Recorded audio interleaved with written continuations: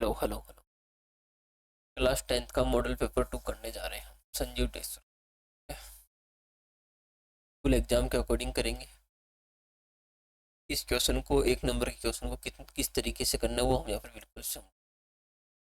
तो आप चैनल पे बने रहिए और चैनल कीजिए, सीखते रहिए। आपकी स्क्रीन पर ये रहा पहला क्वेश्चन।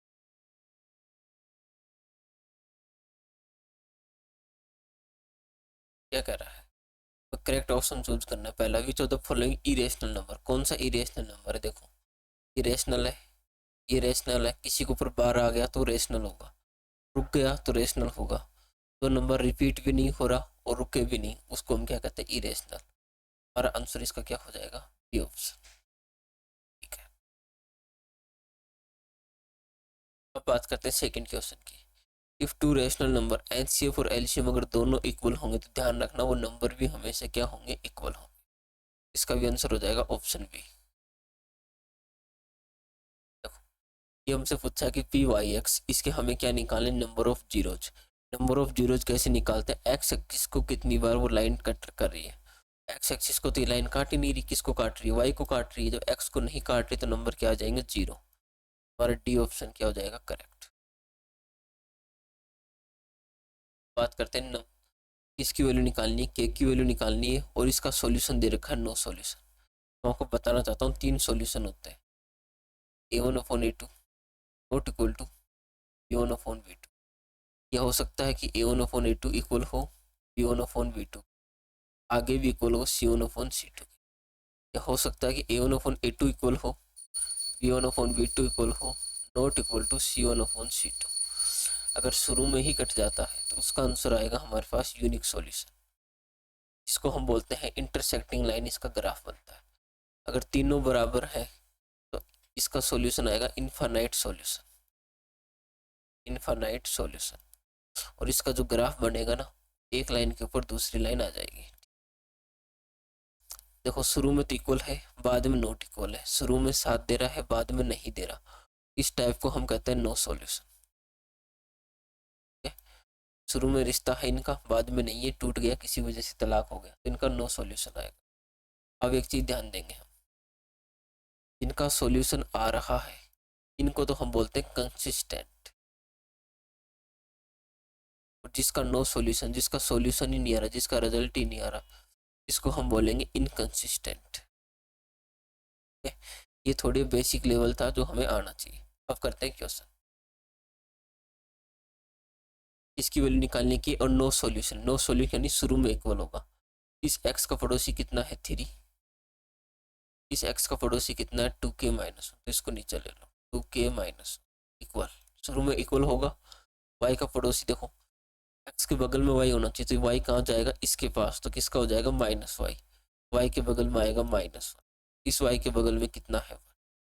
ठीक है, ये माइनस कैसे आएगा? इसको इधर भेजेंगे। देखो 3x, वाई को इधर लेके माइनस वाई बराबर 1। बिल्कुल दोनों एक जैसे होने चाहिए। क्रॉस मल्टीप्लाई कर दो, 3 को 1 से किया 3, इसको माइनस से मल्टीप्लाई करना तो सबके साइन चेंज कर दो। प्लस का था तो -2 के, माइनस का है तो +1। 1 आ जाएगा 3 के पास, तो 3 - 1 बराबर -2। 3 में से 1 गया, देखो यहाँ से क्या आएगा? 2 बराबर -2। ये के से के कैंसिल, तो माइनस इधर आ जाएगा, के की वैल्यू आएगी यहाँ से माइनस। हम कह सकते हैं कि ऑप्शन डी इज करेक्ट। ठीक है, अब हम बात करते हैं क्वेश्चन पांचवे की। पांचवे क्वेश्चन क्या कर रहा है? First term and common difference हमें निकालना। तो पहली टर्म तो हमें क्या दिख रही है? 4। तो किस ऑप्शन पहली टर्म 4 है? इसमें नहीं है, काट दो, इसमें नहीं है, काट दो। अब कॉमन डिफरेंस इन दोनों में कितने का डिफरेंस है? तो 10 - 4 करेंगे, कितना आएगा? 6। देखो यहाँ 10 है, ये कैंसिल हो गया, एक ही ऑप्शन है B, B option is correct. ठीक है, क्वेश्चन नंबर 6। देखो हम थोड़े स्पीड में चलेंगे। तो 11th टर्म निकालनी है और ये हमें दे रखा, तो हम यहाँ से जानते हैं कि ये तो किसकी वैल्यू? एक की वैल्यू। तो हम कह सकते हैं कि a1 या एक की वैल्यू है -3। हमें डी निकालना चाहता हूँ। डी कैसे निकालते हैं? इसमें से ये माइनस करते हैं, तो -1/2 उसमें से माइनस करूँगा, और ये पहले से किसका है -3, तो माइनस माइनस क्या हो जाएगा +3। इसके नीचे 1 ले लो, क्रॉस मल्टीप्लाई कर लो। 1 को -1 से किया -1, 2 को 3 से किया 6, और इस 2 को 1 से करेंगे 2, तो हमारा आंसर आएगा 5/2। तो हमारी डी की वैल्यू यहाँ से कितनी आ रही है 5/2।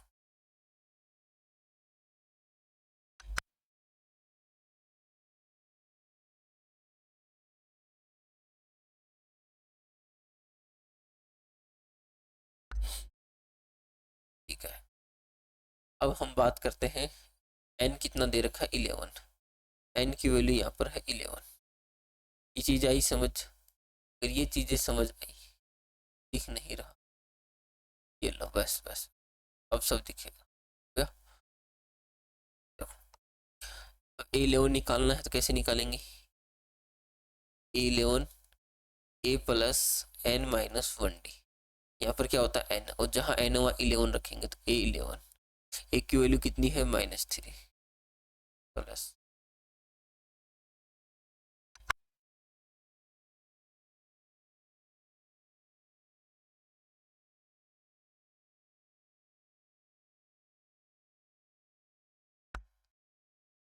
n की वैल्यू कितनी देता हूँ 11 -1 कितना हो जाएगा 10, और हमारा d कितना आ रहा है 5/2, तो 5/2, 2 से 5 कैंसिल 5, तो हमारा आंसर आएगा -3 + 25। इसको जैसे सोल्व करेंगे आंसर आ जाएगा 22। तो 22 किस ऑप्शन में? ए ऑप्शन में, तो हमारा ए ऑप्शन इज करेक्ट। ठीक है, ये लो। और देखो ये क्वेश्चन है 1 नंबर का है, 3 फॉरगॉट का आंसर है। डी ई इसके पेलर है, कोई टेंशन नहीं। ए डी कितना है? ए से डी है 1.5, डी से बी कितना है 3, ए ई कितना है 2, और हमसे क्या पूछा? ई सी, ये पूछा। देखो ये 1.5 था, उसका डबल करेंगे 3 आ गया, तो ये 2 है, तो 2 का हम अगर डबल करेंगे तो कितना आएगा 4। हमारा एक ही ऑप्शन है बी, बोलो बी ऑप्शन इज करेक्ट। ठीक है, इसमें क्या हो जाएगा? Option B. अब देखो हमें 8वां क्वेश्चन है, और हमें डिस्टेंस निकालनी ओरिजिन से, तो डिस्टेंस फॉर्मूला क्या होता है? हम जानते हैं डिस्टेंस फॉर्मूला क्या होता है, पूरा लिखेंगे। तो 1 नंबर क्वेश्चन, तो फटाफट देखो, -3 से 0 गया -3 का स्क्वायर 9, प्लस 4 में से 0 गया 4, 4 का स्क्वायर 16, और स्क्वायर रूट लगा, ये हो जाएगा 25। 25 किसका होता है? 5 का। A option is correct. Question easy है, फटाफट करो। क्वेश्चन नंबर 9, एक राइट एंगल ट्रायंगल है, साइन बी की वैल्यू निकालनी है, और हम जानते हैं साइन बी क्या होता है? P/H। एंगल ये बी है, तो बी के सामने P कितना होगा 3, और H कितना होगा 5, हाइपोटेनियस। तो 3/5 एक ही ऑप्शन है सी, तो हमारा सी ऑप्शन इज करेक्ट। ठीक है, अब हम क्वेश्चन 10 पर है। तो देखो, एक shadow vertical pole is equal to the height of pole, मतलब एक ये पोल है और एक ये उसकी शेडो है, जितनी ये है उतनी ये है, और जैसे ये 3 है तो ये भी कितना है 3 है, और हमें इसका क्या निकालना है? एंगल निकालना है। तो ये ले लो एंगल ऑफ थीटा। अब देखो थीटा के सामने हमें पी दे रखा है और बी दे रखा है, तो पी भी आता है tan थीटा में, tan थीटा बराबर 3/3, कट के कितना आएगा 1। tan की वैल्यू किस पे 1 होती है? तो हम जानते हैं 45 पर, तो हमारा आंसर क्या आ जाएगा? A option is correct. Question number 11, देखो दो सर्किल है, वो टच कर रहे हैं आपस में, तो हाउ मेनी कॉमन टेंजेंट? अब बताओ कितनी कॉमन टेंजेंट होगी? देखो दो सर्किल है, एक सर्किल ये रहा, एक सर्किल ये रहा, अब ये टच कर रहा है, तो कितनी कॉमन टेंजेंट हो जाएंगी इनकी? 3, 1 2, 1 2 और 3।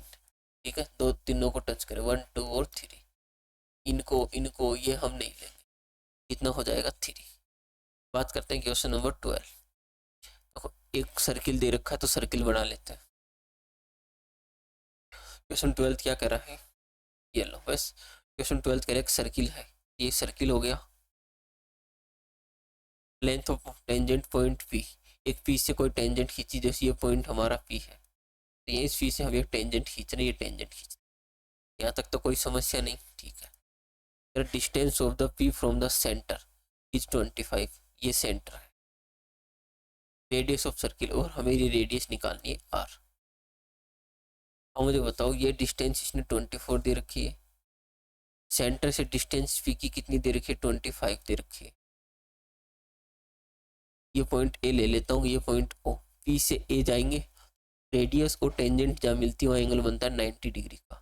90 डिग्री के सामने हमेशा कौन होता है, हाइपोटेनियस। 90 डिग्री के सामने हाइपोटेनियस और एंगल के सामने परपेंडिकुलर। कह सकते हैं हमारा कुछ ट्रायंगल इस प्रकार का, ये 25 है, ये 24 है, और हमसे ये आर पूछी गई। इसका मतलब कि जो भी साइड 25 से तो छोटी, चलो सारी दे रखी है, इसको सोल्व कर लेते हैं। पाइथागोरस थ्योरम हम यूज करेंगे। पाइथागोरस थ्योरम क्या होती है, P square plus B square बराबर एच स्क्वायर। पी की वैल्यू 24 का स्क्वायर हो जाएगा 576, प्लस वी स्क्वायर बराबर 625, वी स्क्वायर बराबर 625 माइनस 576। इसको इसमें से माइनस कर दो, कितना हो जाएगा 9, और 11 तो ये हो गया 4, 49। 49 किसका स्क्वायर होता है, 7 का। तो 12th का आंसर हो जाएगा ए ऑप्शन इज करेक्ट। ठीक है, देखो 13 क्वेश्चन देखते होने वाला क्वेश्चन है। लेंथ ऑफ आर पूछी, तो लेंथ ऑफ आर पूछी तो हम क्या लगाएंगे, 2πr। तो 2πr तो सब में, और क्या होता है बगल में, θ/360। तो ये 180 गलत, 90 गलत, 720 गलत, एक ही ऑप्शन है, बी ऑप्शन इज करेक्ट। ठीक है, अब क्वेश्चन नंबर 14 पर हम, volume of sphere, radius R है, तो वॉल्यूम ऑफ स्फीयर कितना होता है, 4/3πr3। देखो इसका आंसर तो हो जाएगा बी। ठीक है, अब मैं एक्स्ट्रा चीजें बताता हूँ। 4πr² क्या है, 4πr² क्या है, स्फीयर का टीएस है। ये किसका, ये टोटल सरफेस एरिया है स्फीयर का, ये चीज ध्यान रखना। 2/3πr³ क्या है, वॉल्यूम है। किसका वॉल्यूम है, volume of hemisphere, volume of hemisphere. 3πr² क्या है, टीएसए ऑफ हेमिस्फीयर, हेमिस्फीयर का टीएसए है। ये चीज हमें ध्यान रखनी। पेरीमीटर, देखो 15 क्वेश्चन क्या कर रहा है, perimeter of one face of cube 28। ये प्रकार इस टाइप का कुछ क्यूब होता है। क्यूब की जितनी साइड होती है, चार साइड क्या होती है, सेम होती है। और वन फेस, एक फेस पे कितनी साइड होंगी, 4, और उनका सम दे रखा 28, मतलब 4 साइड है। और पेरीमीटर होती है सम, 4 साइड का सम है 28। इसको इससे कैंसिल करेंगे 7, तो एक साइड हमारी कितनी आ गई, 7 सेंटीमीटर। अब देखो वॉल्यूम ऑफ क्यूब, क्यूब का वॉल्यूम क्या होता है, ए क्यूब यानी साइड क्यूब, साइड का क्यूब। और 7 का क्यूब हम जानते हैं कितना होता है, 343। तो हमारा आंसर हो जाएगा ए, 343 15। ठीक है, बात करेंगे क्वेश्चन नंबर 16 की, मीडियन वैल्यू निकालनी। मीडियन निकालने के लिए जो भी डाटा दे रखा था, पहले इसको असेंडिंग ऑर्डर में अरेंज करेंगे। तो सबसे पहले 0, फिर 1, फिर 2, फिर 3, फिर 4, और 4 के बाद आएगा 7, और 7 के बाद आएगा 8। देखो कितने नंबर है ये, 3 3 6 1 7, तो 3 3 6 1 7। ठीक है, अब बीच का नंबर लेना है, 3 ये गए, 3 ये गए, तो बीच का नंबर क्या है, 3। हमारा आंसर भी आ जाएगा ए ऑप्शन इज करेक्ट, 3। बोलो ठीक है यहाँ तक, ओके। अब बच गए 2 क्वेश्चन, तो इसका आंसर निकाल। रिलेशनशिप बिटवीन, देखो इसको मैं सोल्व करवाता हूँ, उससे पहले हम ये 12th लास्ट क्वेश्चन देखते हैं। Which of the following number can not be probability. हम जानते हैं जो भी प्रोबेबिलिटी होती है कहाँ से कहाँ होती है, 0 या 0 से बड़ी, प्रोबेबिलिटी ऑफ इवेंट 1 या 1 से छोटी। तो 0 से बड़ी हो सकती है, सारे नंबर 0 से बड़े, 1 से छोटे। इसने पूछा के नॉट नहीं हो सकती, तो ये तो हो सकती है, ये भी हो सकती है, और इसको जब सोल्व करेंगे तो 0 पॉइंट कुछ आएगा 6, तो ये भी हो सकती है, लेकिन ये नहीं होगी। क्यों नहीं होगी, ये पॉइंट आएगा 1 पॉइंट कुछ। तो हमारा इसका के नॉट पूछा था, तो जो गलत है वो ऑप्शन सही हो जाएगा, तो इसका आंसर आ जाएगा बी। अब बात करते हैं क्वेश्चन नंबर इसकी। देखो हम एक फॉर्मूला जानते हैं, 3 मीडियन बराबर 2 मीन प्लस मोड। ठीक है, मीन की वैल्यू कितनी है, x। अब जो वैल्यू हम फुट कर देता हूँ, जहाँ मीन है x फुट कर दो, यहाँ से कितना हो जाएगा 2x प्लस मोड की वैल्यू कितनी है z, तो क्या फुट कर देंगे z, और मीडियन की वैल्यू कितनी है y, तो ये हो जाएगा 3y। अब ये कहाँ ऐसा कुछ है, तो देख लो कौन सा मैच करेगा। तो देखो y हमेशा 3 के पास होना चाहिए, यहाँ y 3 होगा, लेकिन एक y ये रहा, तो y 3 से कम हो जाएगा, तो ए ऑप्शन इज इनकरेक्ट। यहाँ से तो कट ही रहा है, तो ये तो ऐसी गलत है। देखो y हमारा 3 होना चाहिए, यहाँ y 3 नहीं होगा, तो ये भी गलत है, एक ही ऑप्शन सही है बी। ठीक है, इसको मैं सोल्व भी कर देता हूँ, आप चाहो तो यहाँ इसको यहाँ सोल्व कर लेते हैं। देखो क्या लिख रखा है, x माइनस जेड, 3 से अंदर मल्टीप्लाई कर देते हैं तो 3x माइनस 3y, इस x को उधर भेजते हैं तो 3 में से x गया 2x, इस y को इधर भेजते हैं तो कितना हो जाएगा 3y, इस माइनस जेड को उधर भेजते हैं तो प्लस का हो जाएगा z। यही चीज़ हम अभी लिख के नहीं आए, देखो ये लिख रखा 3y 2x प्लस जेड, तो ये और ये सेम है, इसका मतलब हमारा बी ऑप्शन इज करेक्ट। बताओ, ये अभी 15 से 16 मिनट हुई है और हमने 18 क्वेश्चन के लगभग कर लिए, ये स्पीड हमें एग्जाम में रखनी। आगे करते हैं, सेक्शन ए आज बिल्कुल कंप्लीट कर देंगे। देखो, root of the quadratic equation, value of are equal, अगर इक्वल है तो के की वैल्यू पूछिए। देखो कैसे सोल्व करेंगे, रूट जब भी इक्वल होंगे तो हम जानते हैं क्या होता है, बी स्क्वायर माइनस 4ac बराबर 0 होता है। यहाँ से हमें पता है कि ए की वैल्यू कितनी है 2, यहाँ से हमें पता है कि बी की वैल्यू कितनी है के, एक्स के बगल में बी की वैल्यू, एक्स स्क्वायर के बगल में ए की वैल्यू, और जो इसके बगल में एक्स नहीं है वो किसकी वैल्यू होती है, सी के। वैल्यू पुट कर देते हैं यहाँ पर, बी की वैल्यू के पुट करोगे के का स्क्वायर, के स्क्वायर माइनस 4, ए की वैल्यू है 2 और सी की वैल्यू भी है 2 इक्वल टू 0। यहाँ से हम लिखेंगे के स्क्वायर माइनस 4 को 2 से किया 8, 8 को 2 से किया 16 बराबर 0। यहाँ से हम कह सकते हैं कि के स्क्वायर बराबर 16, 16 किसका स्क्वायर होता है 4 का, के बराबर, लेकिन स्क्वायर की वजह से यहाँ पर आ जाएगा प्लस माइनस, ये हमारा आंसर है। आई थिंक सब कुछ क्लियर है। अब क्वेश्चन नंबर नेक्स्ट करते हैं। ये 18 है, ये ए है, ये बी है, -3 अर्थमेटिक प्रोग्रेशन है। ए और बी की क्या चाहिए वैल्यू, ए और बी की वैल्यू चाहिए, तो एक काम करते हैं इनको माइनस करते हैं, इन दोनों को माइनस करेंगे तो इनका डिफरेंस और इसका डिफरेंस क्या होना चाहिए बराबर। तो मैं यहाँ से कर सकता हूँ ए माइनस 18, किसी भी दो का डिफरेंस बराबर होना चाहिए, तो इसमें से ये माइनस करना चाह रहा हूँ मैं, क्या हो जाएगा -3, उसमें से बी माइनस करेंगे तो माइनस, यहाँ से फायदा क्या कि ये माइनस बी चला जाएगा एक के पास, तो ए प्लस बी, और इस -18 को 3 के पास लेके आओ तो -3 + 18, यहाँ से जैसे इसको सोल्व करेंगे कितना आ जाएगा 15। एपी में क्या होता है कि किसी भी आगे वाली से पीछे वाली माइनस करो कहीं भी, उसका डिफरेंस हमेशा इक्वल होगा। इसमें से मैंने ये माइनस किया और इसमें से ये माइनस किया, यहाँ तक सब ओके। इसको सोल्व करते हैं, वैल्यू हमें याद होनी चाहिए 2, साइन 60 की वैल्यू होती है √3/2, स्क्वायर है तो हम लगा देंगे स्क्वायर, और 60 की वैल्यू होती है 1/2।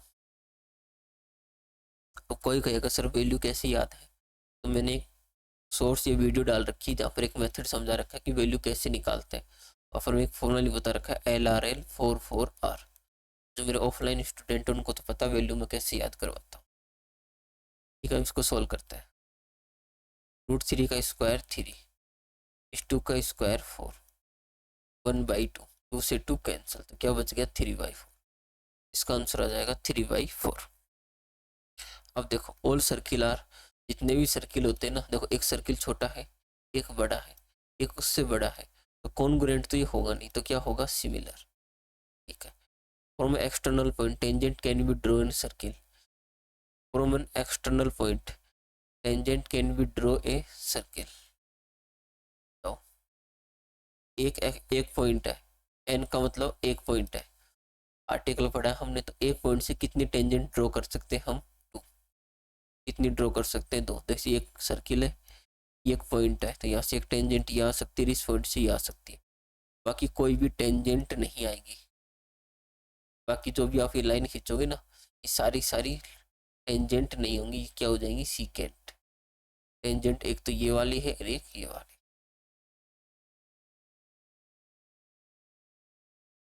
इन a single throw a 2 dice, 2 dice को हमने उछाला, तो probability of total number will be 7। देखो हमारे पास होता है कि 1 2 3 4 5 6 नंबर होते हैं, नंबर तो कितने हो जाएंगे 36। अब हमें प्रोबेबिलिटी निकालनी है, सम कितना है 7। 1 के साथ ऐसा कोई नंबर है बिल्कुल है 6, 2 के साथ कोई नंबर है 5, क्या 3 के साथ कोई नंबर है 4, या 4 के साथ कोई नंबर है 3, ये इसके साथ है, ये इसके साथ है, ये इसके साथ है और ये इसके साथ। 5 के साथ हो जाएगा 2 और 6 के साथ हो जाएगा 1। टोटल नंबर कितना होना चाहिए 7, न कि कम न ज़्यादा। तो टोटल कितने नंबर हो गए गिन लो, 1 2 3 4 5 6। कैंसिल करेंगे आंसर आ जाएगा 1/6। भी हमने सिर्फ सेक्शन फर्स्ट के 2 क्वेश्चन किए। अब देखो ये क्वेश्चन कितना ईजी, 2 नंबर दे रखे हैं, एचसीएफ दे रखा है, तो हम डायरेक्ट फॉर्मूला लिखेंगे LCM multiply HCF equal A multiply B. LCM हमें निकालना है तो एलसीएम लिख देंगे। एचसीएफ कितना दे रखा है 9 इक्वल एक नंबर कितना है 306, दूसरा नंबर क्या है 657। एलसीएम 9 कहाँ चला जाएगा डिवाइड में, 657 9 चला गया डिवाइड में। देखो ये 9 से मैं इसको डिवाइड कर सकता हूँ, 9 से गया 1, इसको 9 से करेंगे 3 और 34। हमारा आंसर आएगा 34 मल्टीप्लाई 657। आप इसको यहाँ भी छोड़ सकते हैं और अगर इसको मल्टीप्लाई करोगे तो आंसर आ जाएगा 22338। ठीक है, ये आप कर लेना। Okay, what is the prime factor, इसको एक्सपोनेंट लिखना है तो प्राइम फैक्टर करके हमें इसको लिखना। चलो लिखते हैं, कैसे करेंगे 1260। ये लो 0 है तो सबसे पहले मैं 2 से डिवाइड कर सकता हूँ, 2 से डिवाइड करेंगे 630। फिर 0 है तो 2 से डिवाइड करेंगे 3, 3 में जाएगा 1 बार, बचेगा 10, 10 हो जाएगा 5, 5 आते हैं किससे डिवाइड करेंगे 5 से, तो 6 और 3। अब इन दोनों का सम 3 की टेबल में आता है तो 3 से डिवाइड कर लो। देखो कोई किसी को पहले किसी से कर लो, कोई फर्क नहीं पड़ता। तो 2 और 1, फिर इसको 3 से करेंगे 7, 7 को करेंगे इससे 1। तो हम इसको क्या लिख सकते हैं, 2 की पावर कितनी आ रही है 2 मल्टीप्लाई 3 कितनी बार आ रहा है 2 बार, 5 आ रहा है 1 बार, 7 आ रहा है 1 बार। ये हमारा आंसर हो जाएगा। लो हमें क्वाड्रेटिक पॉलिनोमियल बनानी है जिसके 2 जीरो दे रखे 4 और 1। बताओ कैसे बनाओगे, बिल्कुल आसान है बनाना। इस बताओ कैसे बनाओगे, इजी वे में बनाएंगे हम। देखो 2 जीरो दे रखे हैं तो मैं यहाँ से कह सकता हूँ कि एक अल्फा की वैल्यू कितनी है 4, और यहाँ से हम कह सकते हैं बीटा की वैल्यू 1 है। इससे अच्छा तरीका और बताता हूँ।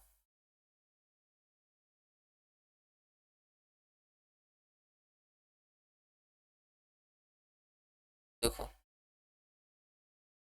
मैं क्वाड्रेटिक पॉलिनोमियल निकाल लिए, 2 जीरो दे रखे हैं, और अच्छा तरीका बताता हूँ। एक ले लो x बराबर 4, दूसरा कितना दे रखा है x बराबर 1। ठीक है, इस 4 को इधर भेजो तो x माइनस 4, इसको इधर भेजेंगे तो x माइनस 4, इन दोनों को कर देंगे मल्टीप्लाई। ठीक है, x को x से मल्टीप्लाई किया एक्स स्क्वायर, 1 से करेंगे minus x minus 4x plus 1 plus 4, ये हो जाएगा x square minus 5x plus 4। ये हमारी क्वाड्रेटिक पॉलिनोमियल आ जाएगी। एक तरीका तो है ये, दूसरा तरीका क्या है वो इससे करेंगे। अल्फा की वैल्यू 4 ले लो, बीटा की वैल्यू 1 ले लो। अल्फा प्लस बीटा क्या होता है माइनस बी बाई ए। इन दोनों को जैसे प्लस करोगे कितना हो जाएगा 5, और ये हो गया 5, और नीचे कुछ नहीं है तो ले लेंगे 1। अब करेंगे अल्फा बीटा, तो इनको मल्टीप्लाई करोगे तो कितना हो जाएगा 4, नीचे कुछ नहीं है तो 1। देखो यहाँ से ए की वैल्यू कितनी आ रही है 1, यहाँ से सी की अल्फा बीटा होता है सी बाई ए, सी की वैल्यू कितनी आ रही है 4, और यहाँ से बी की वैल्यू कितनी आएगी, अब हो गए 5, 5 नहीं -5 आएगी क्योंकि ये बी पहले से माइनस में है, यहाँ पर बी पहले से माइनस में है। अब देखो हम जानते ये होता है A x square plus B x plus C. A की वैल्यू 1 पुट करो तो एक्स स्क्वायर, 1 लिखने की जरूरत नहीं, बी की वैल्यू रखेंगे -5 तो -5x, सी की वैल्यू रखेंगे 4 तो +4। इससे भी यही आएगा और इससे भी आएगा, जो अच्छा लगे वो कर लेना।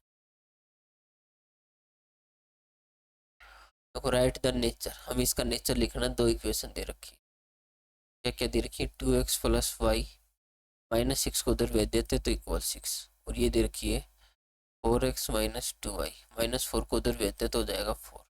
अब नेचर निकालने के लिए x के बगल में क्या है a1, नीचे क्या है a2, ठीक है। तो इसको मैं डायरेक्ट लिख देता हूँ, x के बगल में है 2, इसके बगल में है 4, इक्वल इस y के बगल में कुछ नहीं है तो 1, और इसके बगल में है -2, इक्वल 6/4।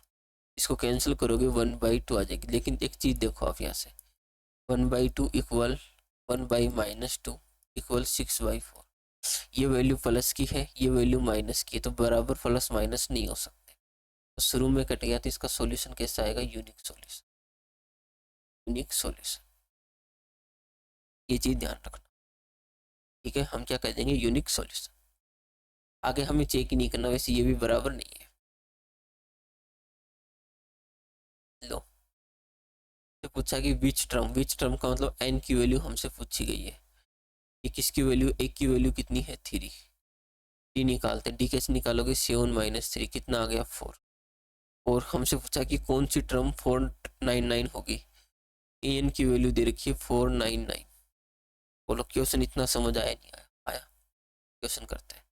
एन दे रखा तो फॉर्मूला लगाएंगे हम, एन बराबर ए प्लस एन माइनस 1 और डी, एन की जगह एन की वैल्यू रख दो, कितनी है 499 बराबर ए की वैल्यू 3, एन की वैल्यू हमें निकालनी है, डी की वैल्यू है 4, ठीक है। देखो इस 3 को इधर भेज सकता हूँ मैं, प्लस में है, ये हो गया माइनस का, यहाँ क्या बचेगा n-1 और ये बचेगा 4, इसमें जैसे इसको माइनस करेंगे 496, देखो ये मल्टीप्लाई में है दोनों, तो 4 भी कहाँ जाएगा, डिवाइड, केवल n-1, इसको 4 से डिवाइड कर देता हूँ, 4 से 1, इसको 4 से डिवाइड करेंगे 1, फिर 2 और 4, 1 2 4, तो 1 2 4 बराबर n-1, -1 को इधर भेजो, तो 1 2 4 प्लस 1 बराबर n, तो यहाँ से हम कह सकते हैं कि n की वैल्यू हो जाएगी 125।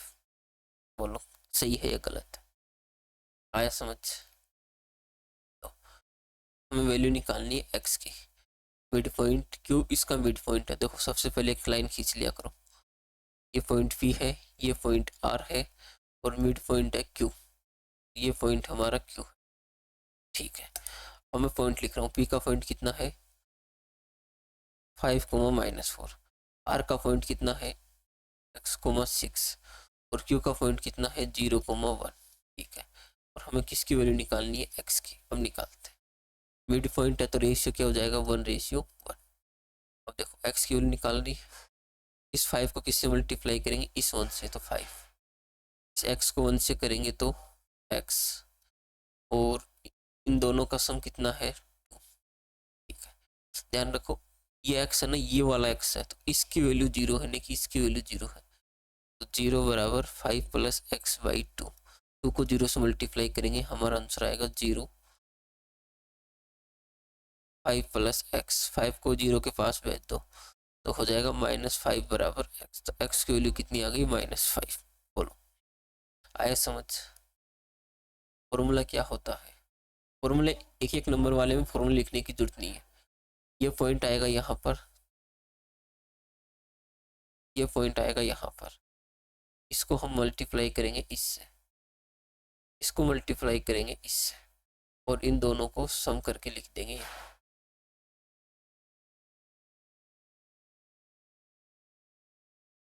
कोट थीटा बराबर ऐसा कुछ भी आ जाए तो हमें तो एक ही काम करना है, ट्रायंगल बनाना है, ठीक है। ये ट्रायंगल बनाए, ये थीटा ले लो, ABC, हमें क्या दे रखा है, कोट थीटा बराबर 12/5, जानते कोट होता है 10 का उल्टा, 10 होता है P/B, ये हो जाएगा B/P, तो बेस कितना है 12, B कितना है 5, और ये हमें निकालना है हाइपोटेन्यूज, साइन क्या होता है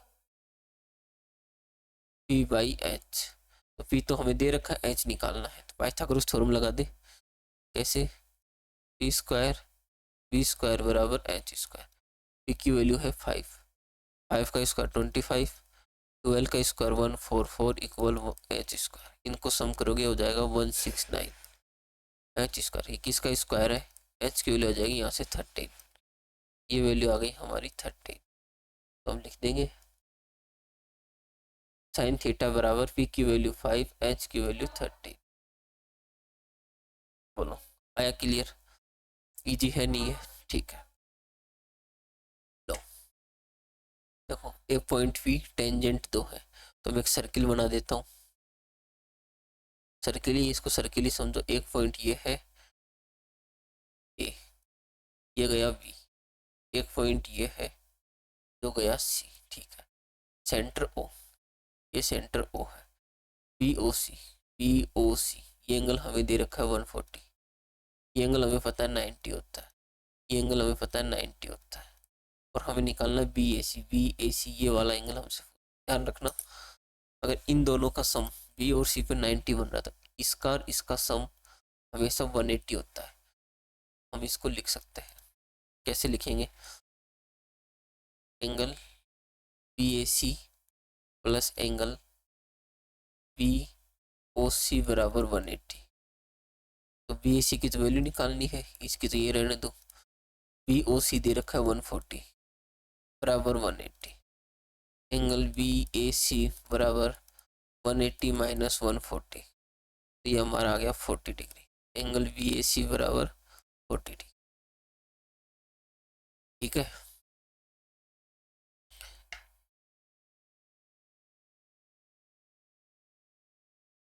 हाँ हाँ क्वेश्चन दिख जाएगा, दिख, बस इतना ही है, ये पहले से ही इतना है। रेडियस ऑफ सर्किल 14 सेंटीमीटर, इसका मतलब हमें रेडियस दे रखी है 14 सेंटीमीटर। लेंथ ऑफ आर्क दे रखी है 22, length of arc, length of arc बराबर 22 सेंटीमीटर। फाइंड द एंगल, हमें एंगल निकालना है, ठीक है, सेंटर से। तो हम जानते हैं लेंथ ऑफ आर्क का फॉर्मूला क्या होता है, लेंथ ऑफ आर्क बराबर, जब आर्क होती है थीटा बाई 360 आएगा, एरिया आएगा तो पाई आर स्क्वायर, और आर्क है तो हम क्या लिखेंगे 2 पाई आर, क्योंकि आर्क कहाँ बनती है, सर्किल की बाउंड्री पर, सरकमफ्रेंस हम लिख देते हैं। लेंथ ऑफ आर्क यहाँ कितनी दे रखी है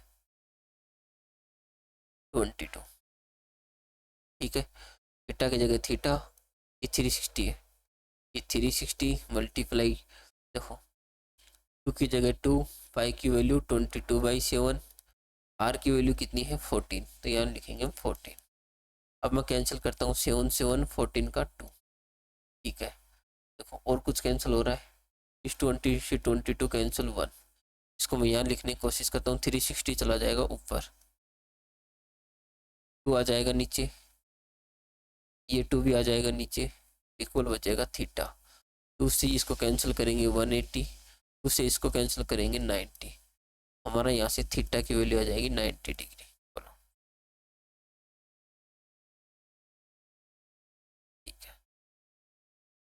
अब देखो पेरीमीटर निकालना हमें सर्किल का, पेरीमीटर सेक्टर ऑफ सर्किल का, रेडियस आर है, सेंटर एंगल 42 डिग्री है। तो मुझे बताओ ये एक सर्किल है, एरिया ऑफ सेक्टर बनेगा कुछ ऐसा, ये लो ओ ए बी, इसका हम पेरीमीटर निकालना, लिख सकता हूँ यहाँ पेरीमीटर ऑफ ए सेक्टर। इसको ध्यान से समझ, गलती होती है।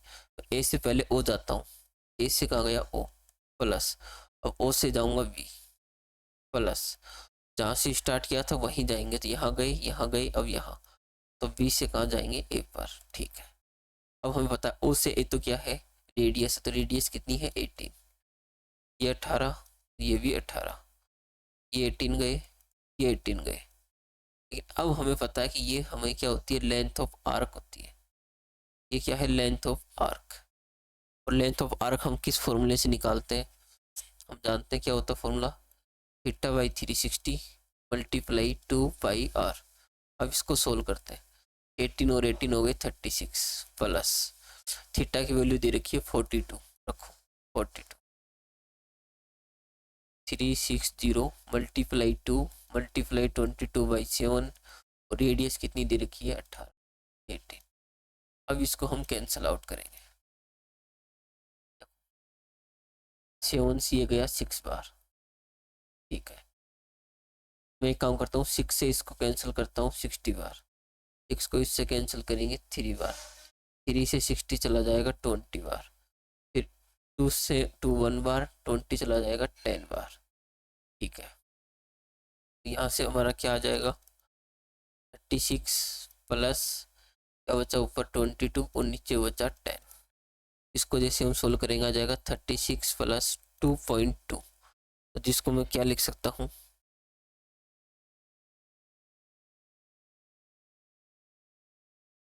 क्या हुआ, अच्छा ये 6 गायब कर दिया, अच्छा मल्टीप्लाई 6 लो, ठीक है। इसको जैसे ही 6 से मल्टीप्लाई करोगे यहाँ कितना आ जाएगा, तो यहाँ कर लेते हैं 36 प्लस इसको इसको मल्टीप्लाई कर दो तो ये आ जाएगा 13.2। जैसे हम इसको प्लस करेंगे हमारा आंसर कितना आएगा 94.2, और ये सेंटीमीटर था तो सेंटीमीटर क्या आएगा। क्वेश्चन 1 नंबर का है लेकिन लेवल 2 नंबर का है, ऐसे निकलते हैं सबके लेवल।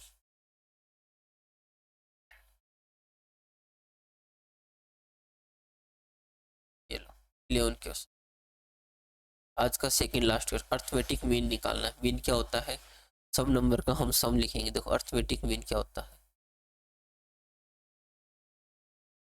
अर्थमेटिक मीन, मीन क्या होता है, सम ऑफ नंबर,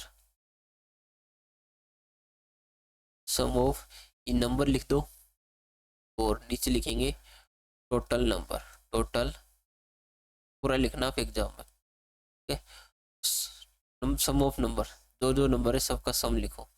देखो मैं सम लिखता हूँ यहाँ 5 प्लस 7 प्लस, ये लिख के दिखाएंगे हम 9 प्लस 4 प्लस 3 प्लस, ये भी एक पूरा नंबर है तो इसको भी लिखेंगे हम x प्लस 2, ठीक है। इसका इसका मतलब मैथ में होता है इक्वल, और इक्वल की वैल्यू कितनी है 6, तो यहाँ आ जाएगा 6। अभी नंबर काउंट कर लो कितने हैं 1 2 3 4 5 6, तो ये भी हो गया 6, ठीक है। अब इसका आगे यहाँ सोल्व करवाओ, 6 को 6 के पास भेजेंगे 36 इक्वल, इनको अब सम करते हैं। सम देखो कैसे करेंगे, 7 और 3 10, 10 और 10 20, 20 और 3 6 कितने हो जाएंगे 26, और 26 और 2 हो गए 28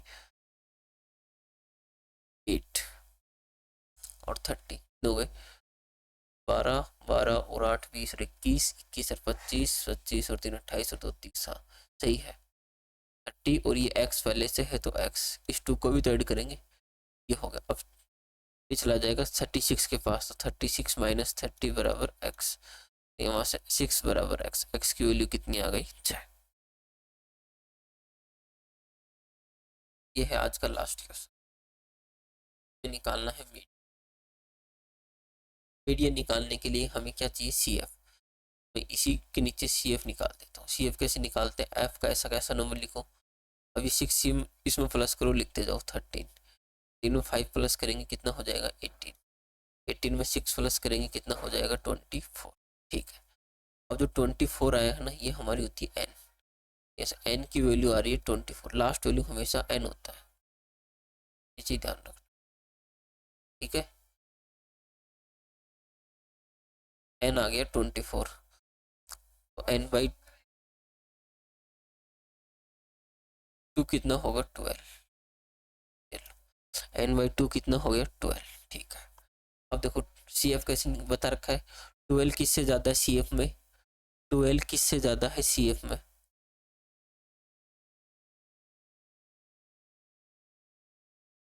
क्या गलती है, हाँ सही है, 12 किससे ज़्यादा है CF में, 6 से ज़्यादा है, तो 6 से सारे बड़े नंबर इसमें आएंगे, इनमें आएंगे, इनमें आएंगे नहीं आएंगे, ठीक है। अब इसमें आ गए, आ गए। अब हमारा जो मीडियन हो जाएगा वो देखेंगे हम x के अंदर, मीडियन किस में देखेंगे x के अंदर, तो मीडियन कितना हो जाएगा हमारा 5, ध्यान रखना मीडियन कितना हो जाएगा 5, मीडियन बराबर 5, ये चीज़ ध्यान रखना, ठीक है। मीडियन के और क्वेश्चन करेंगे और अच्छे से समझ आएगा। तो हमने सेक्शन ए बिल्कुल कंप्लीट कर लिया 40 मिनट। और आपको पता हो टोटल कितने क्वेश्चन किए हैं, मैं आपको एक बार बता देता हूँ मोटा मोटा आइडिया।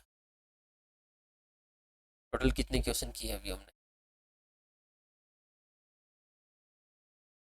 उसमें किए 6, उसमें किए, इसमें कितने क्वेश्चन थे 12, 12 यहाँ की, हमने 36 क्वेश्चन कर लिए 40 मिनट, 40 मिनट।